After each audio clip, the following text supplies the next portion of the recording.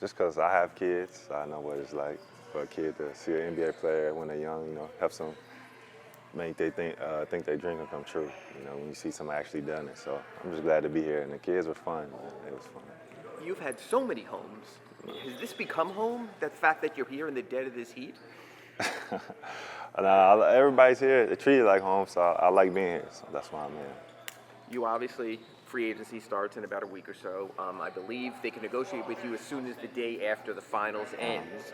Sort of how are you looking, now that it's closer, what are you looking ahead to that process, or how are you looking ahead to it? The only thing I'm looking at is coming back here. So everything else is what it is. Well, let me ask you then, you can actually talk as soon as the day after the final game of the finals. That's to negotiate with your own free agents. Yeah. Is there a chance you won't even wait for the 30th and that we might be hearing from Lissac or someone that Alec Burks is coming back? I hope so. Let's put that in the air. Why is that? Why, when you have options, has this place so become home for you why? I just like being here. I like the city. City shows me a lot of love in my family. I like the organization, everybody I work with. It's just a great place to be for this stage of my career. I like being here. The last taste we had of this team, unfortunately, was that playoff series. But there were some really good moments before that, like the play-in.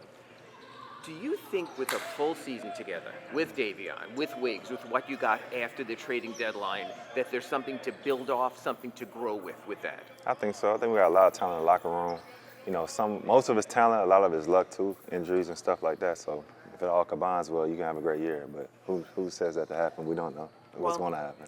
And because of that, and a guy you're familiar with Wiggs, did we really ever get to see the full Andrew Wiggins experience? Or do you think with a full off season, with knowing where he might be, knowing him from his Golden State background, that there could be more that Heat fans might be able to see from Wiggs going forward?